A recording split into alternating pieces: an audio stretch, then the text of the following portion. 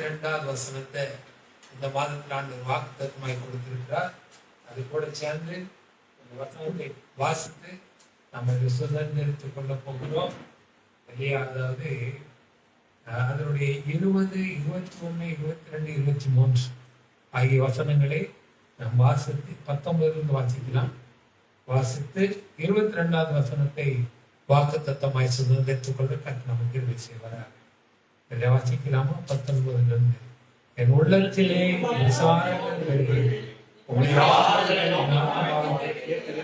தீமையை உமக்கு செய்திருக்கிறோ அவர்கள் குற்றப்படுத்துகிறார்கள்.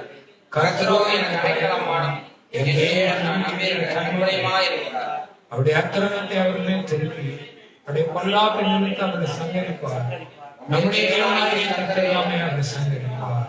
கர்த்தரோ எனக்கு அடைக்கலமும் என் தேவன் நான் நம்பி இருக்கிற கண்மலையுமா சேர்ந்து கர்த்தரோ எனக்கு அடைக்கலமும் என் தேவன் நம்பி இருக்கிற கண்மலையுமா இருக்கிறார். எல்லாம் கையில ஊத்தி அசக்தமா ஆமென் ஆமென்.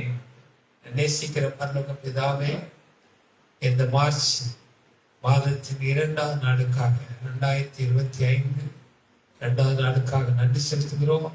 கடந்த 2 மாதங்கள் கண்ணின் மணி போல காத்து வாக்குத்தத்தங்களின் வசனத்தின்படி எங்களை நடத்தி இந்த 3வது மாதத்துக்குள் எங்களை கொண்டு வந்திருக்கிற மகா பெரிய தயவு கிருபை இரக்கங்களுக்காக நாங்கள் உமக்கு நன்றி செலுத்துகிறோம், ஸ்தோத்திரிக்கிறோம். கர்த்தாவே, இந்த வேளையின் ஆண்டவரே நீர் கொடுத்த வாக்குத்தத்த வசனத்துக்காக நாங்கள் உமக்கு நன்றி செலுத்துகிறோம். அந்த வார்த்தையின் உச்சிதங்களை நாங்கள் பெற்றுக்கொண்டு கர்த்தாவே, அதன்படி எங்கள் வாழ்நாட்களை நாங்கள் தொடர என் தேவன் எங்களுக்கு உதவி செய்வீராக. உங்க நாமம் மாத்திரம் மகிமைப்படட்டும். Thine is your kingdom, Lord. Thine is your glory and thine is your mighty power, Lord Jesus. We praise and pray in the name of Jesus. இயேசுவின் நாமத்திலே ஜெபிக்கிறோம். ஜெபங்களும் நேசிக்கிற பரலோக பிதாவே, ஆமென். ஹல்லேலூயா ஹல்லேலூயா. சங்கீதம் 94 அதனுடைய 22வது வசனம் இந்த மாதத்தின் வாக்குத்தத்தம். கர்த்தர் சொல்லுகிறார், கர்த்தர் தாவீது சொல்கிறார், கர்த்தர் கொடுக்கிற வசனம், கர்த்தரோ எனக்கு அடைக்கலமும் என் தேவன் நான் நம்பி இருக்கிற கண்மலையுமாய் இருக்கிறார். ஹல்லேலூயா ஹல்லேலூயா. இதை கேட்டுக்கொண்டு கருமையான நம்பிக்கையின் வாசல் திருச்சபை தேவ பிள்ளைகளே, ஆன்லைன் மூலமாக, வாட்ஸ்அப் மூலமாக, பேஸ்புக் மூலமாக இந்த செய்தியை கேட்டுக்கொண்டிருக்க தேவ பிள்ளைகளே, உங்கள் யாருக்கும் என்னுடைய அன்பின் வாழ்த்தலை ஆண்டவராகிய இயேசு கிறிஸ்துவின் மூலமாக நான் தெரிவித்துக் கொள்கிறேன். கர்த்தர் தாமே இந்த மாதத்திலும் நம் ஒவ்வொருவரோடு கூட இருந்து நமக்கு நன்மையானதை கொடுத்து நம்முடைய மன விருப்பங்களை நிறைவேற்றி நம்முடைய ஆத்மா ரோசிக்கிறதுகளை கொடுத்து, பிரியமானவனே உன் ஆத்மா வாழ்வது போல் எல்லாவற்றிலும் வாழ்ந்திருந்து சொன்ன வசனத்தின்படி நம்மை நடத்தி காப்பாராக. கர்த்தர் நம்மோடு இருந்து இந்த காலவெளியிலும் நமக்கு ஏற்ற வார்த்தைகளை இந்த காலையில கொடுக்க நாம் அவருடைய சமத்துல நம்மை ஊற்றி நாம் அமர்ந்திருப்போம். கர்த்தர் நமக்கு ஏற்ற வார்த்தைகளை நம்ம கொடுப்போம். இல்லையா? அடைக்கலம் கண்மலை. இந்த வேத புஸ்தகத்துல நீங்க படிக்கும் போது அநேக இடங்கள்ல கர்த்தர் நமக்கு அடைக்கலமாய் இருக்கிறார் படிக்க முடியும். கர்த்தர் நமக்கு கண்மலையாய் இருக்கிறார் படிக்க முடியும்.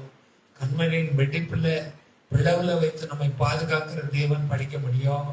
மோசையோடு பேசின ஆண்டவர் சொன்ன அந்த கண்மலையோடு நீ பேசு, நான் உனக்கு அந்த கண்மலையின் நன்மையாகிய தண்ணீரை தருவேன் என்று சொல்லி பார்க்கிறோம். இந்த கண்மலையின் உச்சியில வந்து நில்லு, நான் உன்னோட பேசுவேன் என்று சொல்லி நிறைய பார்க்கிறோம் இல்லையா? ஆனாலும் இன்னைக்கு ஒரு சில வசனங்களை மாத்திரம் நம்ம படித்து 2 இல்லஸ்ட்ரேஷன் வேதத்திலிருந்து 2 காரியங்களே நான் உங்களுக்கு சொல்லி நான் ஜெபிக்க ஆசிக்கிறேன் இல்லையா? நம்ம வாசிக்கிறோம். முதலாவது ஒரு வசனத்தை வாசிப்போம். உபாகமம் 33:27வது வசனத்தை நம்ம வாசித்து பார்க்கலாம். உபாகமம் 37ஆம் அதிகாரத்தினுடைய 27வது வசனம், 33வது அதிகாரத்தின் 27வது வசனம். அநாதி தேவனே உனக்கு அடைக்கலம், அநாதி தேவனே உனக்கு அடைக்கலம், அவருடைய நித்திய புயங்கள் உனக்கு ஆதாரம், அவருடைய நித்திய புயங்கள் உனக்கு ஆதாரம் இல்லையா? அடுத்த வசனம், சொந்த வாசல் முழு வசனத்தை. அவர் உனக்கு முன் நின்று சத்துருக்களை துரத்தி அவர் உனக்கு முன் நின்று சத்துருக்களை துரத்தி அவர்களை அழித்து போடு என்று கட்டளையிடுவார். அவரை அழித்து போடு என்று கட்டளையிடுவார். இஸ்ரவேல் சுகமாய் தனித்து வாசம் பண்ணுவான். இஸ்ரவேல் சுகமாய் தனித்து வாசம் பண்ணுவான். யாக்கோபின் ஊற்றானது தானியமும் யாக்கோபின் ஊற்றானது தானியமும் திராட்சை ரசமும் உள்ள தேசத்திலே இருக்கும். திராட்சை ரசமும் உள்ள தேசத்திலே அது இருக்கும். இல்லையா?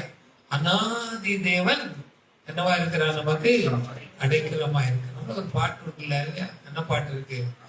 அநாதி தேவன் அடைக்கலமே அவர் நித்திய உயர்ந்தருளாளரே. அநாதி தேவன் அடைக்கலமே அவர் நித்திய உயர்ந்தருளாளரே. இந்த தேவன் என்றென்றும் உள்ள சதாகாலமும் நமது தேவன். மரண பரியந்தம் நம்மை நடத்திடுவார். ஆனாய் தேவன் அடைக்கலமே அவர் நித்திய உயர்ந்தருளாளரே. அல்லேலூயா. அல்லேலூயா. அநாதி தேவன் அப்படின்னு என்ன? அநாதி அப்படின்னா இன்ஃபினிட்டி அப்படின்னு சொல்ற, அதாவது முடிவில்லாத, துவக்கம் இல்லாத, முடிவில்லாத, அநாதியா என்னென்னைக்கும் இருக்கிற தேவன். இல்லையா? என்ன என்றென்றைக்கும் எந்த சூழ்நிலையிலும் எப்பொழுதும் என்ன செய்யறாரா? நமக்கு அடைக்கலமாய் அவர் இருக்கிறார். நம்புறீங்களா? விசுவாசிக்கிறீங்களா? இல்லையா? ஏமா இன்பத்திலும் துன்பத்திலும், கஷ்டத்திலும் உபத்திரவத்திலும், நன்மையிலும் கிருபையிலும் என்னமா இருக்கிறாரா? நம்மை தொடர்ந்து நம்மோடு இருந்து நம்மை அடைக்கலமாய் வைத்திருக்கிற தேவன் நமக்கு ஒரு தேவனாய் இருக்கிறார். அல்லேலூயா. அவர்தான் இந்த மாதத்தில் சொல்றார், நான் உனக்கு அடைக்கலமாய் இருக்கிறேன், நான் உனக்கு அடைக்கலமாய் இருக்கிறேன். இல்லையா? இந்த தொடர்ந்து நீங்க வாசித்து பாத்தீங்கன்னா சங்கீதம் 37:39 ஒரு வசனம் இருக்கு. நீதிமானுடைய ரட்சிப்பு கர்த்தரால் வரும். நீதிமானுடைய ரட்சிப்பு கர்த்தரால் வரும். இக்கட்டு காலத்திலே அவரே அவர்கள் அடைக்கலம். அல்லேலூயா. என்ன சொல்றாரா? இக்கட்டு காலத்தில் அவரே நமக்கு அடைக்கணும். நமக்கு இக்கட்டு வரும்போது நிறைய நேரம் நம்ம என்ன செய்யறோம்? நம் தேவனை மறுதலித்து விடுகிறோம், தேவனை மறந்து விடுகிறோம், தேவன் யார் என்று சொல்லி கேட்கக்கூடிய ஒரு சூழ்நிலைக்கு நம்ம தள்ளப்படுகிறோம். ஆனா வசனம் என்ன சொல்லுது? இக்கட்டு நேரத்தில் இல்ல, துன்பம் வருதா, கஷ்டம் வருதா, துயரம் வருதா, பாடு வருதா, எப்ப என்ன வந்தாலும் நினைச்சார் அவர் நமக்கு அடைக்கலமா இருக்கிறார். அல்லேலூயா. கோழி குஞ்சு எல்லாம் பார்த்துருக்கீங்களா? இல்லையா? இந்த பருந்துகள் வரும்போது என்ன செய்யும்? கோழி ஒரு சத்தம் போட்டோம்னா குஞ்சுகள்லாம் என்ன செய்யும்? ஓடி வந்து அந்த சிறைக்குள்ள வந்துடும். இந்த சிறைக்குள்ள அப்படியே அந்த தாய் என்ன செய்யும்?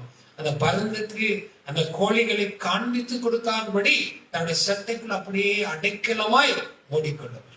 அல்லேலூயா. அது பண்ணுதான் நன்மையில மாத்திரம் இல்ல, ஆசீர்வாதத்துல மாத்திரம் இல்ல, துன்பத்திலையும் கஷ்டத்திலையும் அவர் என்ன செய்யறாரு? நமக்கு அடைக்கலமாய் இருக்கிறார். அல்லேலூயா. இந்த ஒரு நம்பிக்கை நமக்கு இருந்தா நம்முடைய வாழ்க்கை எவ்வளவு ஈஸியா போகும் பாருங்க.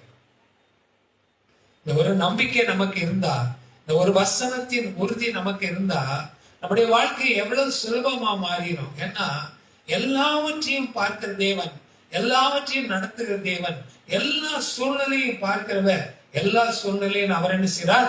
நமக்கு அடைக்கலமாய் இருக்கிறார். ஒரு ஆமென் சத்தமா சொல்லாமா? அவர் நமக்கு அடைக்கலமாய் இருக்கிறார். இல்லையா? என்னால ஒரு அடைக்கப்பட்ட ஒரு அடைக்கலத்துக்குள்ள, கோழியின் சட்டைக்குள்ள நம்மை வைத்திருக்கும் போது எந்த சத்துரு நம்மை தொட முடியும், எந்த தீங்கு நம்மை அணுக முடியும்? ஒரு தீங்கு அணுகாதபடி என்ன செய்வார்? நம்மை காத்துக் கொள்கிற ஒரு தேவன் நமக்கு உண்டு. இல்லையா? அதுதான் சங்கீதம் சொல்றாரு. 91 ஆண்டவர் சொல்றாரு. என்ன சொல்றாரு? 91:2 சொல்றாரு, நீரே என் அடைக்கலம் சொல்றாரு. சங்கீதம் 91:4 என்ன சொல்றாரு? அவர் தமது சிறகுகளாலே உன்னை மூடுவார். அவர் தமது சிறகுகளாலே உன்னை மூடுவார். அவர் செட்டைகளின் கீழே அடைக்கலம். செட்டையின் கீழ் உனக்கு அடைக்கலம் உண்டு. அல்லேலூயா. 91 சங்கீதம் இல்லையா? நல்ல ஒரு பாடல் உண்டு இல்ல? என்ன பாட்டு? அவர் செட்டையின் கீழ் அடைக்கலம் புகவே தம் சிறகுகளால் மூடுவார்.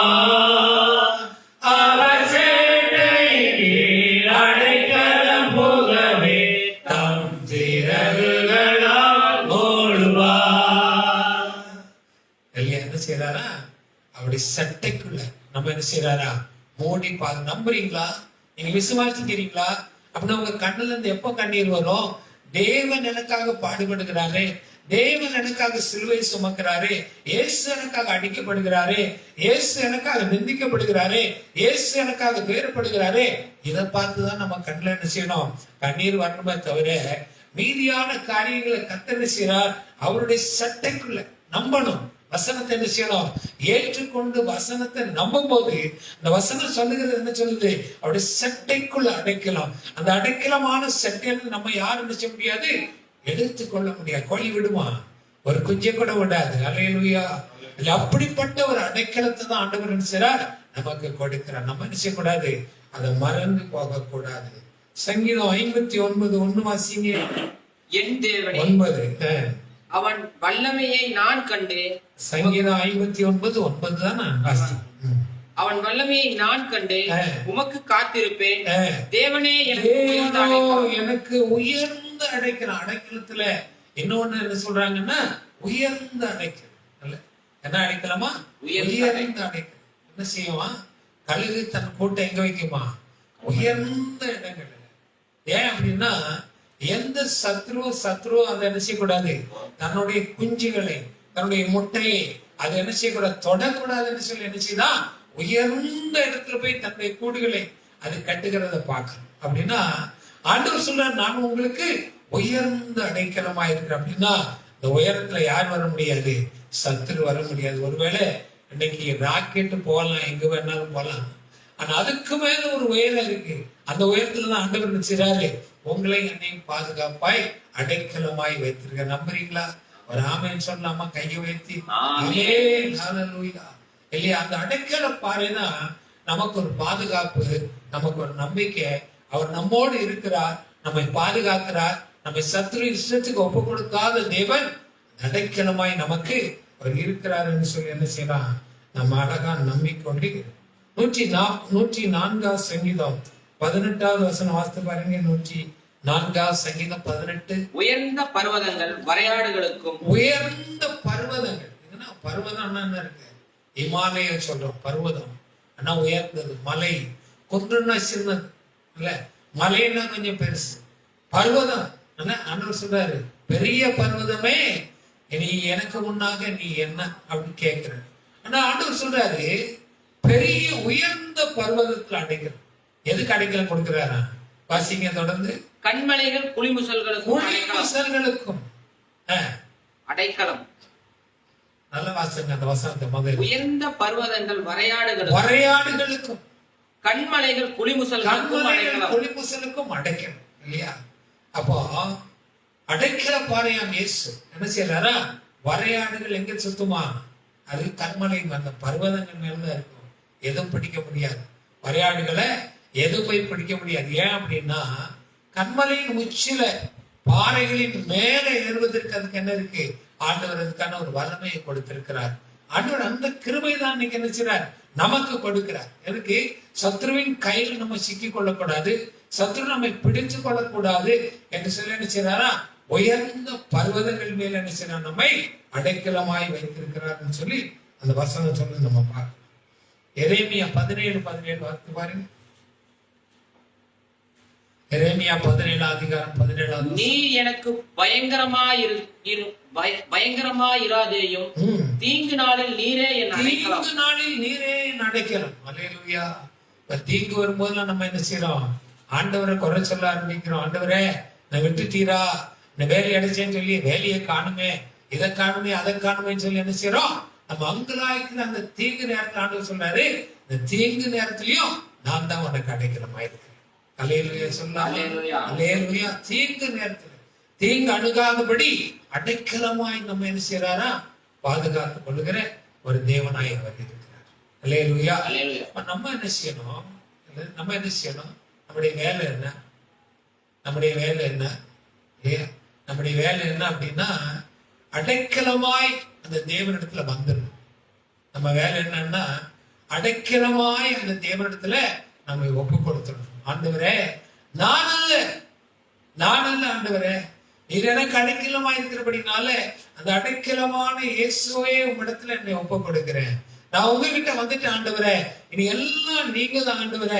எனக்கு அடைக்கலம் நீங்க தான், கோட்டை நீர் தான், தஞ்சம் நீர் தான், என் ஆசீர்வாதம் நீர் தான், என் ஜீவன் நீர் தான். நான் வாழ்ந்தாலும் நான் மரித்தால் எல்லாம் உமக்காக தான் ஆண்டவரே. உம்முடைய கருத்துல என் ஆவி ஆத்துமா சரீரத்தை நான் கொடுக்கிறேன்னு சொல்லி என்ன செய்யணும்? அந்த அடைக்கலத்துக்கு ஓடி வந்தேன் இல்லையா? வேதத்துல ஒரு நல்ல சம்பவம் இருக்கு இல்லையா? இல்லையா? யார் அடைக்கலமா ஓடி வந்தாங்க? யார் அடைக்கலமா ஓடி வந்துட்டாங்க? 22ஆம் அதிகாரம் 2வது வசனத்தை வாசிக்கலாமா சீக்கிரம்?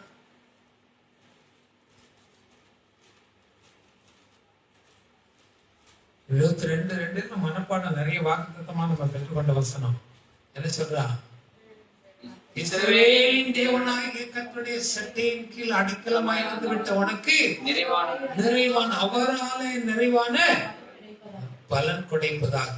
என்ன ஓடிட்டாங்க? எங்க ஓடிட்டாங்க? எங்க ஓடிட்டாங்க? இஸ்ரவேலின் சேனைகளின் தேவனாகிய கர்த்தருடைய சட்டைகளை ஓடி வந்துட்டாங்க, அடைக்கலமா ஓடிட்டாங்க. இந்த ரூத் யாரு? நிறைய நேரம் தியானிச்சிருக்கோம், நிறைய பிரசங்க நான் இந்த இடத்துல நான் உங்களுக்கு பண்ணி கொடுத்துருக்கேன். அன்னைக்கு கொஞ்சம் வித்தியாசமா நம்ம தியானிக்கலாம். ரூத் யாருன்னு பார்க்கும்போது யார் அவங்க? ஒரு மோவாபின் ஸ்திரீ, புறஜாதியாகிய ஒரு மோவாபிய ஸ்திரீ ரூத் இல்லையா? ரூத்துக்கு ஒரு திருமணம் நடக்குது. யாரு திருமணம் பண்றாங்க இல்லையா?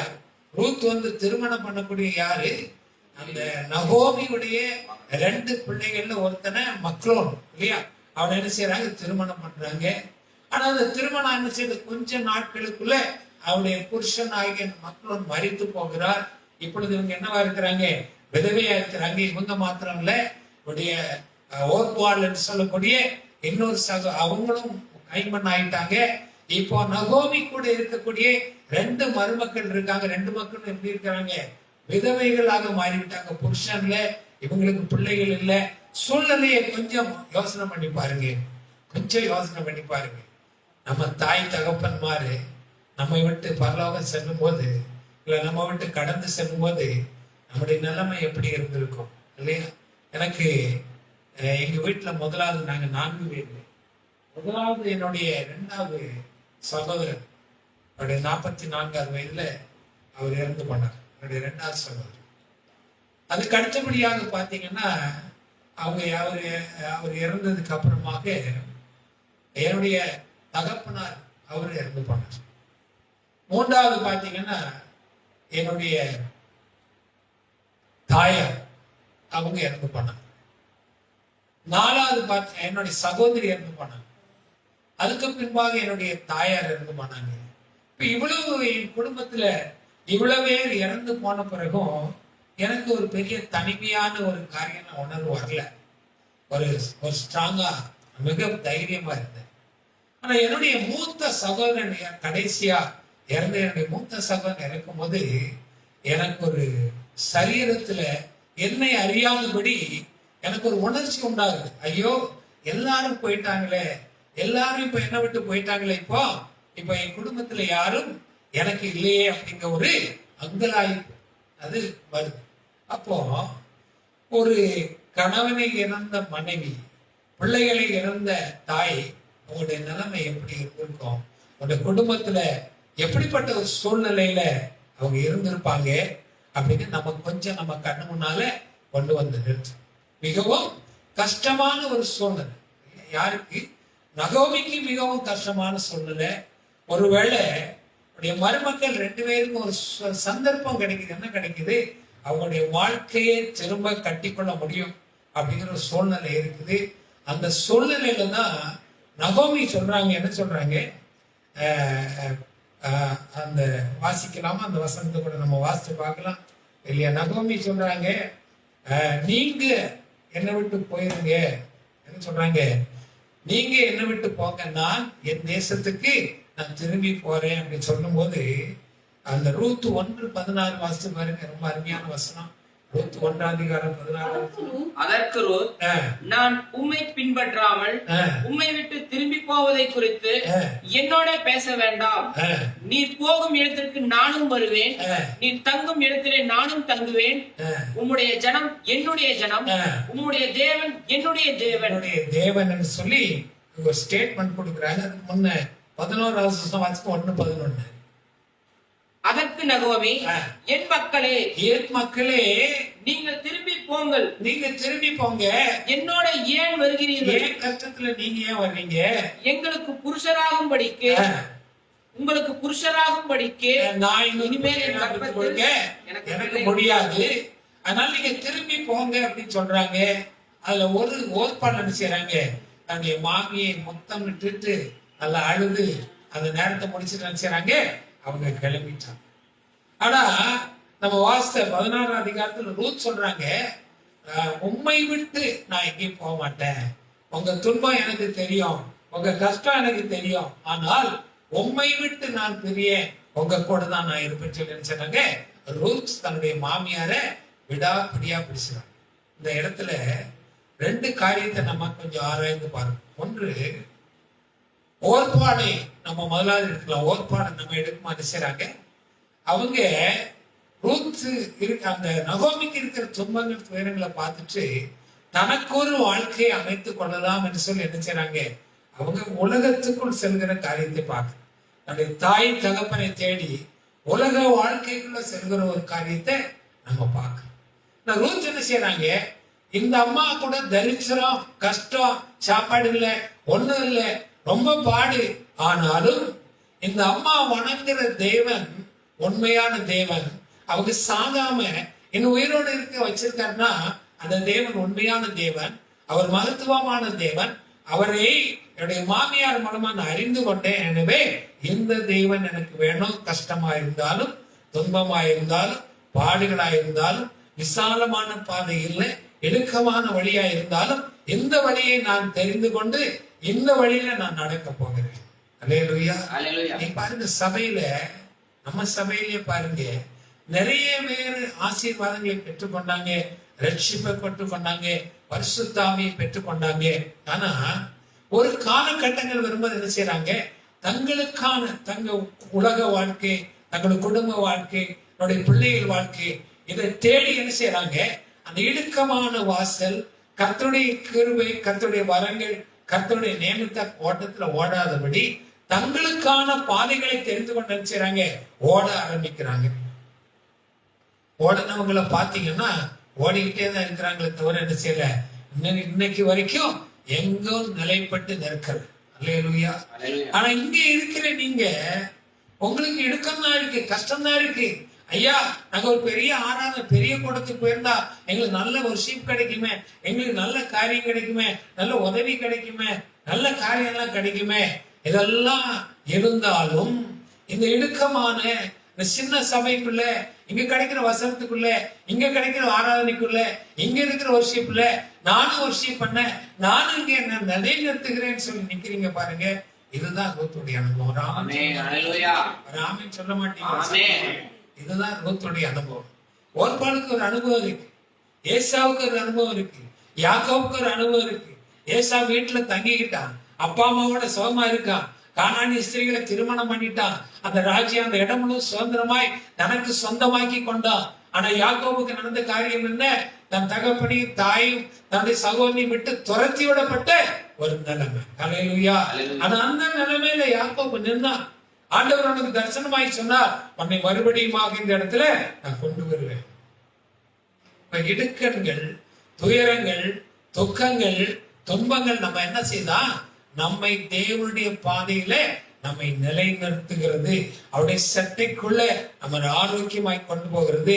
அவருடைய அடைக்கிற பாறைக்குள்ள அவரை அடைக்கலமாய் கொண்ட தேவ பிள்ளைகளாக நம்மை திடப்படுத்துகிறது. எனவே கஷ்டம் வந்தால், துன்பம் வந்தால், என்ன வந்தாலும் நான் உண்மை பிரியன் ஐயா, இல்ல மரணமானாலும் ஜீவனானாலும் நீரே எனக்கு தகப்பனே, நான் மரிச்சாலும் உயிரோடு இருந்தாலும் உமக்காக தான் ஆண்டவரே என்று சொல்லி அந்த தீர்மானத்துக்குள் நம்ம வரும்போது நம்மை அடைக்கலப்படுத்துவார். ஹல்லேலூயா. நம்மை நடத்துவார். ஹல்லேலூயா. நம்ம உயர்ந்த இடத்திற்கு அவர் நம்மை கொண்டு செல்வார். ரூத்தை கொஞ்சம் கவனிச்சு பாருங்க. அவங்க அப்படியே நகோமி கூட அவங்க நடந்து வர ஆரம்பிக்கிறாங்க இல்லையா? 2 வாசித்து பாருங்க. 22. மோவாபிய ஸ்திரீயான ரூத் என்பவள் நகோமியை பார்த்து, நான் வயல்வெளிக்கு போய் யாருடைய கண்களில் எனக்கு தயை கிடைக்குமோ அவர் பிறகே கதிர்களை போகிறேன். யாருடைய கண்கள எனக்கு தயவு கிடைக்குதோ. அல்லேலூயா. அந்த நாட்கள்ல எனக்கு நல்ல வெளிப்பாடு ஆண்டவர் கொடுத்தாரு. எப்படின்னா, நம்ம ஜெபங்கள் எல்லாம் ஆண்டவர் கேட்கிறார். நம்புறீங்களா? ராமன் சொல்றீங்களா? நம்ம ஜெபங்களை ஆண்டவர் கேட்கிறார். என்ன, யாரோட ஜெபிக்கிறோம்? யாரை பார்த்து ஜெபிக்கிறோம்? தேவனாகிய கர்த்தரை நோக்கி நம்முடைய விண்ணப்பங்களை, ஸ்தோத்திரங்களை துதியோடு ஜெபத்தோடு அவருக்கு நம்ம தெரியப்படுத்துகிறோம். அதை அவர் கேட்கிறார். கேட்ட உடனே அவருடைய பிள்ளைகளுக்கு பதில் கொடுக்காம இருப்பாரா? பதில் கொடுக்கிறார், கொடுத்துட்டார். ஆனா இந்த நன்மைகள் எப்படி நமக்கு வரும் அப்படின்னா, மனுஷர்கள் மூலமாக தயவை கர்த்தர் நமக்கு கட்டளையிட வேண்டும். அல்லேலூயா. ரூத் ஆண்டவரை நம்பி வந்தபடினால, மோவாப்ல இருந்து இந்த நகோமியோட கூட வந்ததுனால இப்ப எங்க நடக்குது? அவங்க சொல்றாங்க, எனக்கு தயை கிடைக்கும். நம்ம சொல்லாமா? பயத்தர சொல்லுவோம், எனக்கு தயை கிடைக்கும். கையை வைத்து சொல்லுங்க, எனக்கு தயை கிடைக்கும், எனக்கு தயை கிடைக்கும். கர்த்தர் எனக்கு தயை கிடைக்க அவர் எனக்கு உதவி செய்வார். அல்லேலூயா. இங்க பாருங்க, வர்றாங்க. அவங்க ஸ்டேட்மெண்ட் என்ன சொல்லுது? நான் வயல்வெளிகளுக்கு போகிறேன். யார் கண்ணில் எனக்கு தயவு இருக்குது தேவன் கொடுக்கிறாரோ அவரோடு நான் சேர்ந்து கொள்கிறேன். அல்லேலூயா. இன்னைக்கு தயவு கொடுக்கிற தேவனோடு நாம் சேர்ந்து நடக்க வேண்டிய நம்முடைய கடமையா இருக்கிறது. அல்லேலூயா.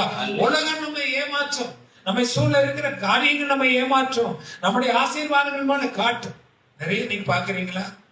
ஐயா, 5 லட்சம் ரூபாய் கொடுத்தா ஒரு மாசத்துக்கு உங்களுக்கு 50,000 ரூபாய் கொடுக்குறேன் அப்படின்னா பேங்க் சொன்னோம், 5 லட்சம் கொடுத்து நான் 5,000 தான் உனக்கு தருவேன். ஆனா பேங்க்ல நமக்கு என்ன இருக்கு? அங்க ஒரு சேஃப் இருக்கு. இந்த 5 லட்சம் ரூபாய் எனக்கு என் பணம் அங்க இருக்குது, 5,000 தான் இருக்குது, பரவாயில்ல, கொஞ்சத்துல நான் திருப்தி அடைகிறேன்னு சொல்லி இருந்தா நம்ம பொருளுக்கும் பணத்துக்கும் அங்க சேஃப் இருக்கும். அதே நேரம் நீ 5 லட்சம் கொடுத்தா மாசம் உனக்கு 50,000 கொடுக்குறேன் அப்படின்னா அது என்ன செய்வாங்க? நிறைய பேர் இந்த விட்டில் பூச்சி இந்த வெளிச்சத்தை பார்த்து உழுந்து அழிந்து கொண்டது போல நிறைய ஜனங்க பேப்பர்ல படிக்கிறீங்க, தினம் நம்ம வாசிக்கலாம். பேப்பர்ல தினம் வாசிக்கலாம். ஏமாற்றப்பட்டார்கள். இன்னைக்கு சைபர் கிரைம்ஸ் போட்டு நிறைய ஏமாத்துறாங்க இல்லையா? அப்ப அந்த ஏமாற்றத்துக்குள்ள நம்ம என்ன செய்யக்கூடாது? போயிடக்கூடாது. எப்படின்னா தேவனுடைய வார்த்தைக்கு கீழ்ப்படியணும், தேவனுடைய சத்தத்துக்கு கீழ்ப்படியணும். இந்த ரூத்தை போல என்ன செய்யணும்? தேவனை சார்ந்து கொள்ளணும். அல்லேலூயா. துன்பம் வந்தாலும் கஷ்டம் வந்தாலும் எது வந்தாலும் அடைக்கலம் பாரியா இயேசுவை நான் சார்ந்து கொண்டு இருக்கிறேன், அவர் எனக்கு போதும், அவர் மாத்திரம் எனக்கு போதும் சொல்லி நிற்போமானால் அந்த தயவுள்ள கரண் நம்ம மேல அமர்வதை நீங்க பார்க்கலாம். அல்லேலூயா.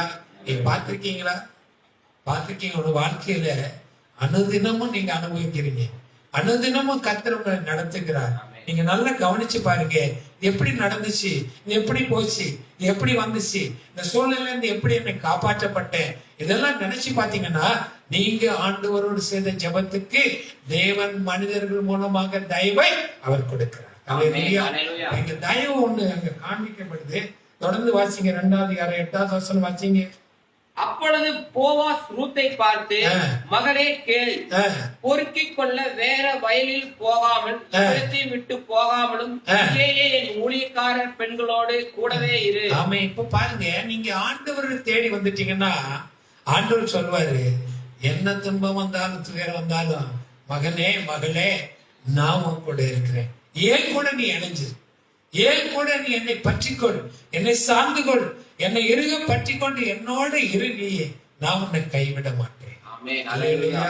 நான் உன்னை விட்டு விலகவே மாட்டேன், நான் உன் கூட இருப்பேன் இல்லையா? துன்பத்திலையும் காற்று எப்போ இருந்தாலும் நான் உன் கூட இருப்பேன். நீ மாத்திரம் என்ன செய்யணும்? என்கிட்ட இருக்கணும், என்னில் நீ நிலைத்திருக்கணும். அடுத்த வசனத்தை வாசிச்சீங்கன்னா 9வது வசனம் வாசித்து பாருங்க. அவர்கள் அறுப்புக்கும் வயலை நீ பார்த்து அவர்கள் பிறகே போ, ஒருவரும் உன்னை தொடாதபடிக்கு வேலைக்காரருக்கு கட்டளை. அடைக்கலமா வந்துட்டா அவர் சொல்றாரு, ஒருவனும் உன்னை தொடாதபடிக்கு. இல்ல, நல்ல வாக்குத்தத்தங்களை கொடுக்கிறார்ல, உனக்கு எதிராய் உருவாக்கப்படுகிற ஆயுதங்கள் வாய்க்காதே போகும். இல்ல, ஊழியக்காரனுடைய சுதந்திரம் அந்த வசனம் சொல்லுது இல்லையா? வாய்க்கு நிறைய ஆயுதங்களை உருவாக்குவாங்க. பொறாமை, எரிச்சல், வன்கண்கள் எல்லாம் உண்டாகும். ஏன்னா ஆண்டவரை நோக்கி போவோம். நான் நிறைய நேரம் பார்ப்பேன், சூழல் இருக்கிற ஜனங்களை நம்ம நேசிக்க தானே செய்யறோம். ஏன் அவங்க நம்மளை பகையா பகைக்கிறாங்க அப்படி பார்க்கும்போது மனுஷர்கள் அல்ல, இந்த மனுஷர்களை பகைக்க வைக்கும்படி அவர்களுக்குள்ளாக கிரியை செய்கிற பொல்லாத சத்துரு. அல்லேலூயா. அந்த சத்துருவை மனுஷன் மேல கல்லெறிய கூடாது. நம்முடைய ஆயுதம் எங்க இருக்கணும்? அந்த பொல்லாத பிசாசை கண்டித்து அவன் மேல நம்ம ஏற ஆயுதங்கள் அது பலிக்கக்கூடிய ஆயுதங்களா இருக்கணும். ஏன்னா ஆண்டவர் திடமா சொல்றாரு, நீ எங்க போகாத, நான் உனக்கு பாதுகாப்பா இருக்கிறேன். அல்லேலூயா. நான் உனக்கு பாதுகாப்பை கட்டளை இடுகிறேன். யாரும் உன்னை தொடாதபடி நான் அவங்களுக்கு சொல்றேன். கட்டளை கொடுக்கிறேன்னு சொல்லி நினைச்சாரு. அடைக்கலமாய் வந்த அந்த ரூத்துக்கு இப்பொழுது தயவு, இரக்கம், ஒரு பாதுகாப்பை அங்கே கொடுக்கிறது நம்ம பார்க்கணும். 10வது வசனம் வாசிங்க. அப்பொழுது அவள் தரையிலே முகங்குப்புற விழுந்து வணங்கி, நான் அந்நிய தேசத்தாளாய் இருக்க நீர் என்னை விசாரிக்கும்படி எனக்கு எதினாலே உம்முடைய கண்களில் தயை கிடைத்தது என்றாள். தயை இல்லையா? ஆண்டவர் சொல்றாரு, என் தயெல்லாம் உங்களுக்கு முன்னாக கடந்து போக பண்ணுகிறேன். அல்லேலூயா. அதை பிடிச்சுக்கிறது நம்முடைய கடமை. அது கடந்து போயிட்டே இருக்குது. இல்ல, ஒரு பாயிர ஆத்துல 2வது தடவை நீங்க குளிக்க முடியுமா? அந்த குளிச்ச தண்ணியில நல்லா புரியுதா உங்களுக்கு? ஒரு ஆறு பாய்ந்துட்டே இருக்கு. நம்ம ஊர்ல எல்லாம் ஆத்துல குளிக்கிற பழக்கம் இல்லை. எல்லாம் ஷவர்லயும் டப்பு பாத்லயும் குளிக்க ஆரம்பிச்சிட்டாங்க. பழைய காலத்துல பாத்தீங்கன்னா ஆறுல குளிப்பாங்க, குளத்துல குளிப்பாங்க. இல்ல ஓடுற தண்ணியில நினைச்சு அந்த தண்ணியில குளிச்ச தண்ணியில ஒரு மாதிரி தான் குளிக்க முடியும். 2வது முறை அந்த தண்ணியை தேடினா கிடைக்காது. இல்ல, அடுத்த தண்ணியில குளிக்கலாம், ஓடுற தண்ணியில குளிக்கலாம். ஆனா குளிச்சது அந்த தண்ணியில திரும்ப நிச்சய முடியாது, நம்ம குளிக்க முடியாது. அதுதான் ஆண்டவர் சொல்ல தயை. இந்த தயை வரும்போது நிச்சயம் அதை பிடிச்சுக்கணும். இல்ல, அது சில நேரம் நமக்கு வெளிப்படும் சூழ்நிலைகள், அது வெளிப்படும் போது நிச்சயம் தயவுள்ள கருத்தை நம்ம பிடிச்சுக்கணும். அந்த கருணையின் கரம் நமக்கு கொடுக்கப்படுது. 13வது வசனம் வாசிங்க. அதுல அதற்கு அவள், என் ஆண்டவனே, உம்முடைய கண்களில் எனக்கு தயை கிடைக்க வேண்டும். நான் உம்முடைய வேலைக்காரிகளின் ஒருத்திக்கும் சமாதானமாயிராவிட்டாலும் நீர் எனக்கு ஆறுதல் சொல்லி உம்முடைய அடியாரோட பட்சமாய் பேசினீரே என்றாள். இப்ப நல்ல ஒரு வசனம் சொல்றாங்க பாருங்க. அவன் சொல்றா, நான் உன்னுடைய வேலைக்காரிக்கு கூட சமம் இல்லை. ஏன்னா அந்த வேலை செய்யறவங்க யாரு இருக்காங்கல்ல, யூதர்கள், அந்த தேசத்தை சேர்ந்தவர்கள். இவ புறஜாதியிலிருந்து வர ஒருவங்க ராணியா இருக்கலாம், ராஜாத்தியா இருக்கலாம், பெரிய பணக்காரர்கள் யாரா இருக்கலாம். தேவனுடைய சமூகத்தில் வரும்போது சிலது தாழ்மை முக்கியம். தாழ்மைகளோடு காண்டவர் சொல்றாரு, கிருபை அளிக்கிறார். நிறைய பேருக்கு அந்த தாழ்மைங்கிறது தெரியல, தாழ்மைன்னா என்னன்னு தெரியல. இதனால நினைச்சாங்க தேவ கிருபையை பெற்றுக்கொள்ள முடியாதபடி அவங்க தனிச்சு விடப்படுறதை நம்ம பார்க்கிறோம். இப்ப இவன் சொல்ற, ஆண்டவரே போவாசே, நான் யூத ஸ்திரீ அல்ல, நான் ஒரு மோவா, உடைய வேலைக்காரிக்கு கூட நான் சமமானவன். எதை ஞாபகப்படுத்துது? இளையகுமாரனுடைய கதையில என்ன சொல்றான்? சொல்றான் அப்பா கிட்ட, அப்பா நான் இனி உடைய குமாரன் என்ன பண்ணுவதற்கு அல்ல, உடைய வேலைக்காரன் ஒருவனா என்னை ஏற்றுக்கொள்ளும். என்ன சொல்றான்? வேலைக்காரனை ஏற்றுக்கொள்ளும், குமாரன் கூட இல்ல. இவன் சொல்றா, நம்முடைய வேலைக்காரிக்கு கூட சமம் அல்ல, அதை காட்டிலும் மோசம். ஆனாலும் என்ன சரி, என் மேல தயவை காட்டுறீங்களே, எனக்கு இரக்கத்தை காட்டுறீங்களே. இப்ப தேவ சமத்துல நம்ம தாழ்த்தும் போது ஜெபத்துல பாருங்க, கண்ணீர் விடுங்க, 2 சொட்டு கண்ணீர் விடுங்க, விட்டு ஜெபம் பண்ணுங்க. ஆண்டவரே, நான் தாழ்த்துக்கிறப்பா, என்னால எதுவும் செய்ய முடியாதப்பா, நீங்க தான் என்ன ஆளுகை செய்றீங்க, உங்க திருக்கரம் தான் என் மேல இருக்குது, நீங்க தான் என்ன சிருஷ்டித்தீங்க, என்ன நடத்துறவங்க நீங்க தான்ப்பா. 2 சொட்டு கண்ணீரை விட்டு பாருங்க. கர்த்தர் இந்த கண்ணீர் ஜெபத்துக்கு பெரிதான பதிலை கொடுக்க அவர் ஆயத்தமுள்ள தேவனாய் இருக்கிறார். ஒரு ஆறுதல் அங்க கிடைக்குது. 16வது வசனம் வாசிங்க. அவள் பொறுக்கிக் கொள்ளும்படிக்கு அவளுக்காக அருகிலில் சிலதை சிந்தி விடுங்கள், அவளை அகற்றாதீர்கள் என்று கட்டளை. வேலைக்காரங்களுக்கு அவர் சொல்ற, எஜமா எவனா சொல்லுவானா? இப்போ நீங்க நிறைய காசு வச்சிருக்கீங்க, யாரோ ஒருத்தர் பின்னால வரனா, கொஞ்சம் காசை போட்டுக்கிட்டே போறேன்னு போடுவீங்களா? போடுவோமா? நம்ம கீழே கிடந்தா நிச்சயம் யாராவது பாக்குறாங்கன்னு பார்த்து காலில் கீழே மிதிச்சு டபக்கணும் தூக்கி பாக்கெட்ல போட்ட சந்ததி நம்ம இல்ல, நம்ம சிந்த விடுவோமா? நம்ம ஆண்டவர் யாருங்க? நம்ம ஆண்டவர் யாருங்க? சொல்றாரு, ஏன் பிள்ளைக்காக நீ கொஞ்சம் கூட கொடு ஆசீர்வாதத்தை, கொஞ்சம் கூட சிதற விடு. லெட்டர் அவ பொறுக்கிக் கொள்ளட்டும், அவ அந்த ஆசீர்வாதத்தின் பங்கை அவ சுதந்திரத்துக் கொள்ளட்டும் சொல்லி நினைச்சா வேலைக்காரங்களுக்கு கட்டளையிடுறார். இப்போ வேலைக்காரங்க யாரு? நமக்கு வேலைக்காரங்க யாரு? நமக்கு வேலைக்காரங்க யாரு? நமக்கு வேலைக்காரங்க யாருங்க? பைபிள் படிக்கிறீங்க நீங்க? நமக்கு யார் வச்சிருக்காங்க? தேவ தூதர்களை நமக்கு வேலைக்காரராக ஆண்டவர் வைத்திருக்கிறார். அப்ப ஆண்டவர் சொல்றாரு, தேவதூதர்கள் சொல்றாரு, இந்த ஆசீர்வாதத்தை இன்னும் கொஞ்சம் கொடு, இன்னும் கொஞ்சம் பிளஸிங்க கொடு, என் பிள்ளை இன்னும் கொஞ்சம் ஆசீர்வாதமாய் இருக்கட்டும். அல்லேலூயா. அதை பொறுக்கிறீங்களா அப்படின்னு நினைச்சணும். உங்களுக்காக நியமிக்கப்பட்ட தேவதூதனை நீங்க தரிசிக்கணும். உங்க ஜெபத்துல சொல்லணும், எனக்காக கொடுத்திருக்க தேவதூதனே இந்த காரியத்துல எனக்கு கொஞ்சம் ஹெல்ப் பண்ணு, இந்த காரியத்துல எனக்கு கொஞ்சம் தேவை இருக்கு, இதை நீ எனக்கு கொஞ்சம் சந்தித்து என்னை வழி நடத்த வேண்டும் என்று சொல்லி என்ன செய்யணும்? அந்த தேவதூதனை நம்ம கட்டளை கொடுக்கணும். ஏன்னா அவங்க வேலைக்காரர்களாக கத்து நமக்கு அந்த தேவதூதனை வைத்திருக்கிறார். அப்ப சொல்றாரு, சில கதிர்களை சிந்த விடு, அவங்க பொறுக்கி கொள்ளட்டும் சொல்லி ஆண்டவர்கள் ஆசீர்வாதத்தை கூட நம்ம கொடுக்கறத நம்ம பார்க்கிறோம். 3:1 வாசிங்க. பின்பு அவள் மாமியாகிய நகோமி அவளை நோக்கி, என் மகளே, நீ சுகமாய் வாழ்ந்திருக்கும்படி நான் உனக்கு சௌக்கியத்தை தேடாதிருப்பேனோ. அடுத்து பாருங்க, சுகமாய் வாழ்ந்திருக்கும்படி நான் உனக்கு சௌக்கியத்தை தேடாதிருப்பேனோ. எங்க ஆண்டவராய் இயேசு கிறிஸ்து அடைக்கலமா வந்துட்டீங்கன்னா அவர் சொல்றார், சுகமாய் நீ வாழ்ந்திருக்கும்படி. அதான் 1 யோவான் 3:2 சொல்றாரு, பிரியமானவனே, வாழ்வது போல் நீ எல்லாவற்றிலும் வாழ்ந்து சுகமாய் இருக்கிற இல்ல. அடுத்து என்ன சொல்றாரு, உன் அலங்கத்துக்குள்ள சந்தோஷம் சமாதானம், உன் அரண்மனைக்குள்ள சுகமும் உண்டாயிருப்பதாக. அல்லேலூயா. இப்ப நம்ம சுகத்தை விரும்புகிற கர்த்தராய் அவர் இருக்கிறான்னு சொல்லி பார்க்கிறோம். நகோமி மாமியார் என்ன செய்யறா, மருமகளே, இன்னைக்கு மாமியார் மருமகள் எப்படி இருக்கிறாங்க வீட்டுல? மாமியார் மருமகள் எப்படி இருக்காங்க? சந்தோஷமா இருக்காங்களா? உங்க வீடுகள் எப்படி இருக்காங்க உங்க மாமியார் மருமகள்லாம்? எந்த வீட்டுல மாமியார் சந்தோஷமா இருக்காங்க? எந்த வீட்டுல மருமகள் சந்தோஷமா இருக்காங்க? ஏதாவது அப்படிப்பட்ட ஒரு வீடு இருக்கா தெரியல எனக்கு. இல்ல எங்க போய் நானும் பாக்குறேன், நிறைய வீட்டுல நிறைய பேர் எனக்கு போன் பண்ணுவாங்க, இப்படி பண்றாங்க என் மாமியார் அப்படி பண்றாங்க, மாமியார் போன் பண்றாங்க, மருமகன் சரியில்லை, தெரியாம கட்டி வச்சுட்டேன் என் மகனுக்கு.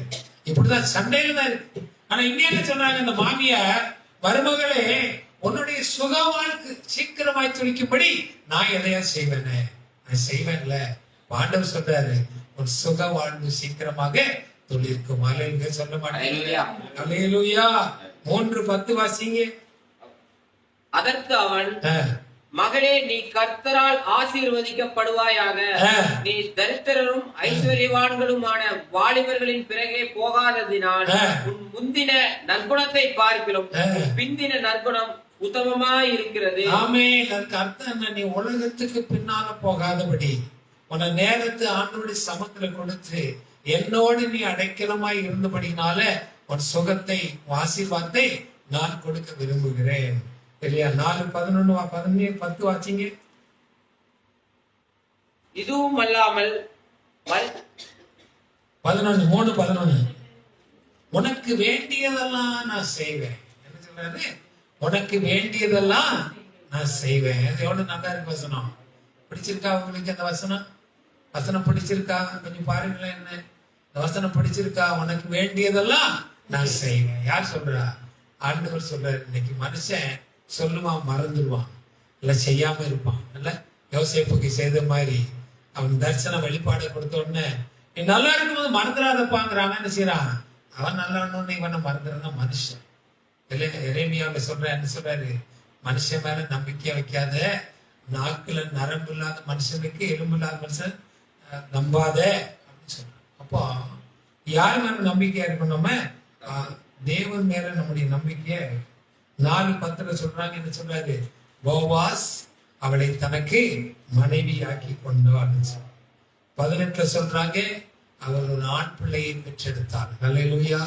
இல்ல சூழ்நிலை இருக்கா பாருங்க, கொஞ்சம் பாருங்க. சூழ்நிலை இருக்கா? கொஞ்சம் என்ன பாருங்க, சூழ்நிலை இருக்கா? உங்க சூழ்நிலை எப்படி இருக்கு? இன்னைக்கு உங்க சூழ்நிலை எப்படி இருக்கு? உங்க சூழ்நிலை கொஞ்சம் நினைச்சு பாருங்க.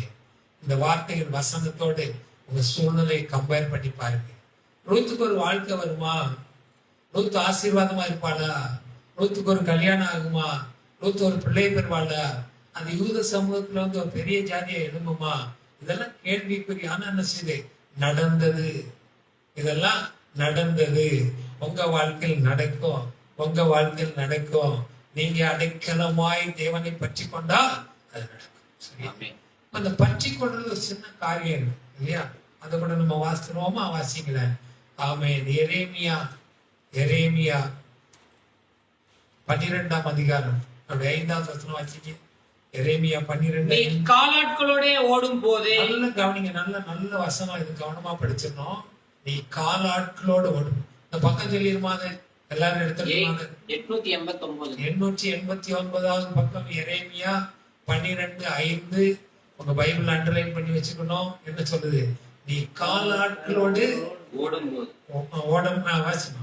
நீ காலாட்களோட ஓடும் போது உன்னை இழைக்க பண்ணினார்களானால் குதிரைகளோட எப்படி சேர்ந்து ஓடுவாய்? குதிரைகளோடு எப்படி சேர்ந்தது ஒரு பார்ட். சரியா? காலாட்களோட நடக்க முடியல, இயேசுவோடு நடக்க முடியல அப்படின்னா, மாமிசமாய் இயேசுவை ஏற்றுக்கொண்டு நடக்க முடியலன்னா, குதிரை என்பது என்னது? பரிசுத்த ஆவியானுடைய துணை, ஸ்பீடு. இப்ப குதிரையோடு சேர்ந்து எப்படி ஓடுவ? பரிசுத்த ஆவியானவர் நடக்கும் போது எப்படிப்பட்ட சூழ்நிலையில நீ நடக்க முடியும்? அடுத்த பார்ட். சமாதானம் உள்ள தேசத்தில், சமாதானம் உள்ள தேசத்தில் நீ அடைக்கலம் தேடினால் யோர்தான் பிரகாசித்து வரும்போது நீ என்ன செய்வாய்? நல்ல கவனிங்க. சமாதானமான இடத்துல சந்தோஷமா இருக்கு, ஒண்ணுமே பிரச்சனை இல்லை. இந்த இடத்துல நீ அடைக்கலத்தை தேடினா உன் வாழ்க்கையில யோர்தான் பிரவாகிச்சு வருது. எங்க வந்தது அது? இஸ்ரவேல் ஜனங்கள் எங்க போனோம்? இப்ப யோர்தானை கடந்து கானானுக்குள்ள போனோம். யோர்தான் என்னவா இருக்கு? அறுப்பின் காலத்துல பிரமாயிச்சு வருதான், அப்படி கொதிச்சு எழும்பி வருதான். ஒரு டிவியில கொஞ்சம் இந்த ஒரு குமார் பேக்கன் அப்படின்னு சொல்லி ஒருத்தர் இந்த தேசங்களை பற்றி அவருடைய இதுல போடுறார். அப்போ அதுல ஒரு தேசம் பேர் வர மாட்டேங்க சொல்றேன், தைவான்ல காட்டுறாரு. என்ன அப்படின்னா, பூமிக்கு அடியில் இருக்கிற எரிமலைகள் சூட்டுனால நிறைய வெந்நீர் ஊற்று, வெந்நீர்னா கொதிக்குது. அந்த ஏரியா முழுவதும் தண்ணீர் அப்படி கொதிச்சு அப்படி வருது இல்ல? அப்படி ஒரு சூழ்நிலை, அப்படி ஒரு இயற்கை இருக்குமானால், இந்த யோர்தானை பற்றி நம்ம எப்படி நினைப்போம்? மக்கள் டச் பண்ண முடியாது, கிட்ட போக முடியாது, தொடக்கூட முடியாது. அப்படிப்பட்ட ஒரு பிரச்சனைகள், அப்படிப்பட்ட ஒரு பிரவாகம் வரும்போது நீ என்ன செய்வாய்? அந்த அடைக்கல பாறை, அடைக்கல பட்டணம், அடைக்கலத்தை தேடி போகும்போது அவ்வளவு ஈஸியான வழி இல்லை. ஏன் அப்படின்னா, நீங்க வாங்கல யாத்திரைக்கு ஒரு சில வசனங்களை சீக்கிரம் வாசிச்சு முடிப்போம். 5ஆம் அதிகாரம் 4 கொஞ்சம் சீக்கிரம் வாசிக்க பார்க்கலாம். யாத்திரையாம் 5:4. எகிப்தின் ராஜா அவர்களை நோக்கி, மோசேயும் ஆரோனுமாகிய நீங்கள் ஜனங்களை தங்கள் வேலைகளை விட்டு களைய பண்ணுகிறது என்ன? நேரம் ஒரு நிமிஷம் கவனிங்க, நீங்க வீட்டுல போய் வாசிங்க. என்ன நடக்குது? ஆண்டவர் மோசே அனுப்புறாரு எகிப்துக்குள்ள, நீ என் ஜனங்களை போய் விடுதலை ஆக்கிட்டு வா. அவங்களுடைய கூக்கல் கேட்டது, அவங்களை அடைக்கல பட்டணமாகிய கானானு கொண்டு போக நான் விருப்பமா இருக்கிறேன், அவங்களை விடுவிக்க தப்புவிக்க நான் ஆயத்தமா இருக்கிறேன், அதனால நீ போன்னு சொல்லி சொல்றான். பார்வோன்ட்ட போய் அற்புதங்களை செய்யறான். பார்வோன் என்ன சொல்றான்? நீ என் ஜனங்களை நான் அடிமைப்படுத்தி வைத்திருக்கிறேன், நல்ல கவனிங்க, நான் அடிமையாய் வைத்திருக்கிறேன், என்னுடைய ஜனங்களை நீ மீட்டுக் கொள்ளும்படியாக அவங்க எனக்கு வேலை செய்ய விடாதபடி நீ தடை செய்கிறாய். அல்லேலூயா. ஈஸியா வாசிச்சுட்டு போயிடலாம். அதனுடைய ஆவிக்குரிய அர்த்தம் என்ன தெரியுமா? நீ அடைக்கலத்தை தேடி வராதபடி, அடைக்கலமா இயேசுவை தேடி வராதபடி, உன்னை அடக்கி கொண்டு இருக்கிற, உன்னை ஆட்கொண்டு இருக்கிற சத்துருவானவன் உன்னை அவ்வளவு சீக்கிரமா என்ன செய்ய மாட்டா, விடவே மாட்டான். அல்லேலூயா. இதை முறிச்சு வரணும், இந்த உடைச்சு வரணும். இது மேல ஒரு அதிகாரத்தை எடுத்து வந்தாதான் இந்த அடைக்கலமாக இயேசு கிறிஸ்து கிட்ட நம்ம வர முடியும். அங்க ஒரு பார்வன் இருக்கான், அங்க ஒரு ஏரோது இருக்கு, அவங்க எல்லாம் என்ன செய்ய மாட்டாங்க, அவ்வளவு சீக்கிரம் விட மாட்டாங்க. இப்ப இந்த ஜனங்களும் கூட என்ன செய்வாங்க? 21வது வசனம் ஜனங்களும் கூட என்ன சொல்றாங்க பாரு, அவர்களை நோக்கி, நீங்கள் பார்வோனின் கண்களுக்கு முன்பாகவும் அவருடைய ஊழியக்காரரின் கண்களுக்கு முன்பாகவும், யாருக்கு? சாத்தானுக்கு முன்பாகவும் பேய்களுக்கு முன்பாகவும் எங்கள் வாசனையை கெடுத்து, எங்கள் வாசனை இப்ப என்ன இவ்வளவு நேரம் என்ன வாசனை அடிக்குது? என்ன வாசனை அடிக்கு? என்ன வாசனை அடி? கண்ணோடு சேர்ந்த பன்றியும் அப்படித்தான் அந்த வாசனை அடிக்குது. என்ன? எகிப்துக்குள்ள உள்ள வாசம், எகிப்தின் வாசனை செய்து நம்ம விட மாட்டேங்குது. அது என்ன சொல்லுது? அந்த வாசனை என்னை விட்டு எடுக்கிறியே, அந்த வாசனை என்னை விட்டு போகும்படி எனக்கு இப்படிப்பட்ட தீமையை செய்கிறேன். என்ன தீமை? நன்மையானதுகளை செய்யணும்னா, ஆசீர்வாதங்களை பெற்றுக்கொண்டா, தேவனுடைய வழியில நடக்குன்னா, சில உலகத்தின் ஆசீர்வாதங்களை விடணும். அது நமக்கு தீமையான காரியம். அது வாசனை நம்ம இருப்போம். அது நல்லது நினைச்சிட்டு இருப்போம். இந்த நல்லதை விட்டு வெளியே வந்தார்.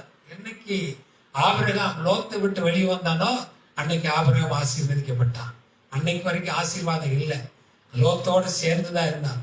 என்னைக்கு லோத்து கடந்துட்டு போனான்னு அன்னைக்கு தேவன் ஆபிரகாம் ஆசீர்வதிக்க ஆரம்பித்தார். அது போல இன்னைக்கு நம்மை பிடிச்சிருக்கிற பீடைகள், நம்மை பிடிச்சிருக்கிற பிசாசின் கிரியைகள், நமக்கு ஆசீர்வாதங்களை கொடுக்க முடியாத தடைபடுற பிசாசுகளை விட்டு நம்ம வெளியே வரும். அப்ப உபதேசம் கொடுக்கும் போது நிறைய நேரம் அந்த உபதேசம் கொஞ்சம் கஷ்டமா தான் இருக்கும். என்ன பாஸ்டர் இப்படி சொல்லிட்டாரு, பாஸ்டர் அப்படி சொல்லிட்டாரு, ஏன் அப்படி சொல்றாரு?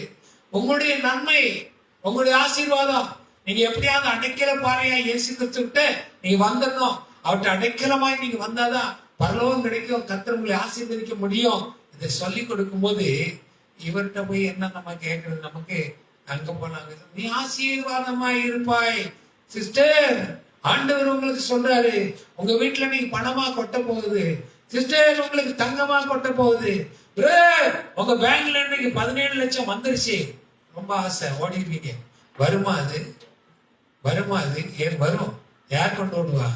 அது மூலமா கண்ணி தான் வரும், அது மூலம் சாத்தான் தான் வருவான், அது மூலமா துன்பம் தான் வரும், அது மூலம் இழப்பு தான் வரும், அது மூல ஆசீர்வாதம் இல்லாத சாபங்கள் தான் நமக்கு வரும்.